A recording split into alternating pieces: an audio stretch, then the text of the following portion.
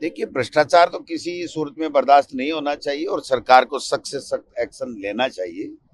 लेकिन ये जो केस है, ये स्टडी केस जरूर है कि किस प्रकार से क्वेश्चन लगाए, किसने लगवाए, कैसे क्वेश्चनों का जवाब भी आ गया और एक व्यक्ति 10-10 करोड़ रुपए देने की क्यों सिफारिश कर रहा है, 2.5 करोड़ में क्यों सौदा कर रहा है, क्यों 20 लाख रुपए दे रहा है, जबकि वो तो बीजेपी के कैंडिडेट है और वहां पर इतना बड़ा अवैध खनन चल रहा है, उसके ऊपर सरकार कोई कार्रवाई नहीं करके और ये एक एमएलए के खिलाफ कार्रवाई की है। हम कभी भी भ्रष्टाचार का समर्थन नहीं करते। कांग्रेस पार्टी चाहती है और हमेशा ये प्रयास रहा है जीरो टॉलरेंस भ्रष्टाचार पे। हमारे भी सरकार के समय में तो भ्रष्टाचारी है उसको पकड़ो, लेकिन ये केस थोड़ा सा अलग तरह का है। इसको मैं समझता हूँ कि पुलिस को, एसीबी को पूरी तरीके से इसकी जांच तह तक जाना चाहिए। कैसे शुरू हुआ, क्यों हुआ, क्या हुआ, वो व्यक्ति वहां मतलब बांसवाड़ा में जाकर के 1 लाख रुपए जैसा एसीबी कह रही है देने जाता है, तो मतलब थोड़ा सा इसमें लग रहा है पेच है।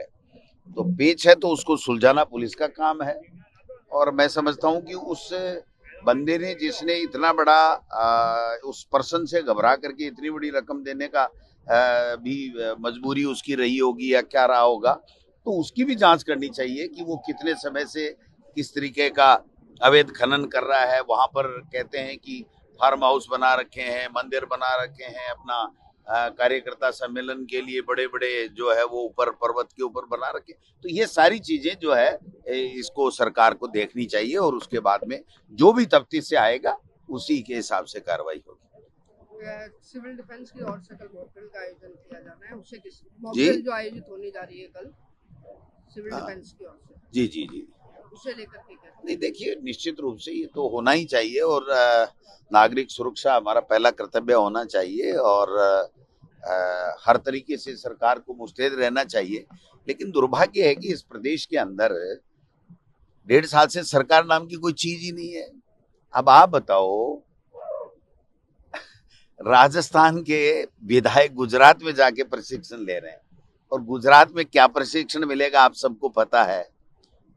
बांटो, बंटोगे तो कटोगे, हिंदू मुस्लिम नफरत फैलाओ, साजिशें रचो, ईडी, इनकम टैक्स, सीपीआई का दुरुपयोग करो, डमी लोग, पेपेट लोग सरकारों में बैठाओ, तानाशाही, हिटलर शाही, डेमोक्रेसी नाम की कोई चीज नहीं है। तो मैं समझता हूँ क्या ये प्रशिक्षण लेने के लिए राजस्थान के लोगों को वहां जाना चाहिए।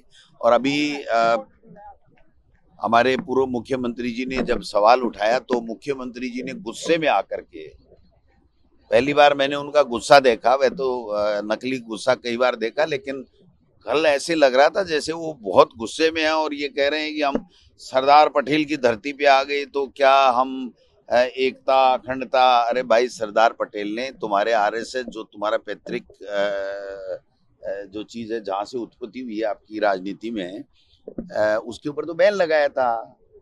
तो सरदार पटेल की धरती पे जाकर के जो निर्वाचित नहीं होते हैं और फिर भी आरएसएस के लोग सत्ता पे काबिज रहते हैं, क्या इस नीति को छोड़ोगे? वहां वो तो और ज्यादा मजबूत होगी।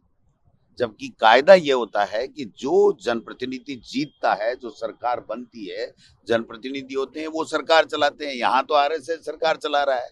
पर्ची दिल्ली से आ जाती है, भारतीय भवन से आ जाती है और कहीं से आ जाती है, वो फैसले हो जाते हैं। उसके अलावा तो मुख्यमंत्री जी घर में बैठे रहते हैं, टीवी देखते रहते हैं। तो एक मुख्यमंत्री को इतनी फुर्सत मिल गई क्या कि महीने में 5 दिन देवदर्शन यात्रा पे जाए और बिजली, पानी, सड़क, चिकित्सा इसकी कोई बात नहीं करे, लॉ एंड ऑर्डर की कोई बात नहीं करे। आज माता बहनों के साथ में किस प्रकार से बलात्कार हो रहे हैं, गर्मियों पे पीने का पानी नहीं है, लॉ एंड ऑर्डर बिगड़ा हुआ है।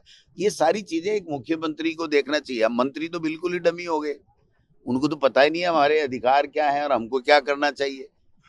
वो तो अनर्गल बयानबाजी के अलावा कुछ कर ही नहीं पा रहे हैं। आपने देखा कि बजट के बाद में कोई मंत्री जाकर के जिलों के अंदर बजट की जो घोषणाएं हैं उसकी पालना के लिए कोई समीक्षा बैठक कर रहा हो, कोई निर्देश दे रहा हो, कोई आईएएस जो सेक्रेटरी जिलों के इंचार्ज हैं वो कहीं जा रहे हो, महामहिम राज्यपाल महोदय घूम रहे हैं पूछते हुए कि मोदी जी की योजनाओं का क्या हुआ, मोदी जी की योजनाओं का क्या हुआ।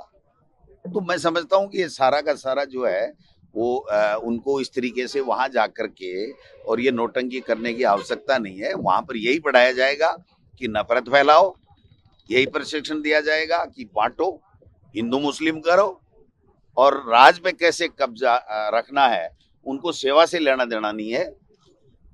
यही बात मैं कहना चाहता हूँ। उत्तर प्रदेश के जो प्रदेश अध्यक्ष हैं कांग्रेस के अजय राय, उन्होंने राफेल को लेकर के नींबू मिर्ची बांधने वाला उनका वीडियो और बयान देश में कौन क्या कह रहा है, देश में अब बीजेपी तो क्या है भाई साहब, खुद तो है विफल और दूसरों पे सवाल उठाती है, और जब उन पे कोई सवाल उठाता है तो वो कहती है नहीं नहीं देखो देखो देखो देश इस समय संकट में है और देश के ऊपर हमला हुआ है आतंकवादियों का। तो भाई ये हमला क्यों हुआ, इस हमले को रोका जाना चाहिए था, कहाँ विफलता हुई, और आगे से इस प्रकार के आतंकवादी हमारी सरजमी पे ना ही घुसे और आतंकवाद को पनाह देने वालों का कैसे सत्यानाश हो, कैसे खात्मा हो, इस दिशा में आप काम कीजिए। पूरा देश आपके साथ में है, पूरी पॉलिटिकल पार्टियां आपके साथ में है। हमारे नेता राहुल गांधी जी और खड़गे साहब ने कहा है कि हम सब राजनीति से ऊपर उठ करके सरकार के साथ में है कि वो उनको इस जो कायराना हरकत की है उसका बदला ले और आतंकवाद के जो जड़ से खत्म करने के लिए प्रयास करे। तो करना चाहिए। ये तो सवाल वही वो करवाते हैं, वही वो बात करते हैं, ये देखो इसने ये कह दिया, इसने पूछ लिया कि आतंकवादी कैसे घूमे। क्यों नहीं पूछेगा? देश का नागरिक 11 साल तीसरी बार देश के प्रधानमंत्री हैं, तो देश से में बैठे हुए लोगों से ही तो सवाल पूछेगा। लेकिन साथ साथ में चाहे वो अजय राय हो, चाहे वो राहुल गांधी हो, चाहे खड़गे साहब हो, चाहे अशोक गहलोत हो, चाहे गोविंद डोटासरा हो, चाहे टीकाराम जूली हो, सारे की यही तो कह रहे हैं कि हम सब साथ में हैं, आप इसका बदला लीजिए, न्याय कीजिए, आतंकवाद को समाप्त कीजिए। आप तो नोटबंदी करके आतंकवाद को समाप्त कर रहे थे, भ्रष्टाचार को समाप्त कर रहे थे। अब भ्रष्टाचार भी तो कोई समाप्त नहीं हुआ, आतंकवाद भी समाप्त नहीं हुआ, और नोटंकी करके आप जो है वो तानाशाही पूर्व शासन चला रहे हो, ये ठीक नहीं है। सर, आप प्रशिक्षण शिविर की बात कर रहे हैं। कल मुख्यमंत्री भजनलाल शर्मा जी ने पूर्व मुख्यमंत्री अशोक गहलोत पर भी टिप्पणी कहा कि आपका मानसिक संतुलन वो जो भाव भाषा थी उनकी, उसकी मैं निंदा करता हूँ। वो पहली बार के एमएलए हैं, और अशोक गहलोत 5 बार का सांसद, 6 बार का एमएलए, 3 बार का मुख्यमंत्री है। क्या बात कर रहे हो, क्या मुकाबला कर रहे हो? उसको पर्ची पकड़ा दी किसी ने कि ठोक दे। जवाब उनको ये देना चाहिए था कि आप गुजरात में प्रशिक्षण लेने क्यों गए, आप राजस्थान में क्यों नहीं प्रशिक्षण लिया। आप बताइए, जो सरकार हमारी गिरा रहे थे और उस वक्त सरकार को बचाने के लिए, लोकतंत्र को बचाने के लिए, प्रदेश के लोगों की जो है वो भावनाओं के मुताबिक अगर हमने अपने आप को सेफ रखने के लिए होटलों में, उसकी तुलना इससे कर रहे हैं क्या? तो क्या वहां सरकार गिर रही है या पर्ची बदल रही है? किस लिए गए हैं? कहीं मुख्यमंत्री जी वापिस बाई कार नहीं आ जाएं? ये भी हो सकता है, वहां कुछ भी हो सकता है। प्रशिक्षण का नाम है, वो मोदी और अमित शाह है, पता नहीं वो क्या फीडबैक लेकर के क्या निर्णय करके वहां से भेज दें। ठीक है, शहर कांग्रेस में बिखराव जो है वो लगातार देखा जा देखिए रहा है। भैया, देखिए अभी कांग्रेस का यहाँ पर संगठन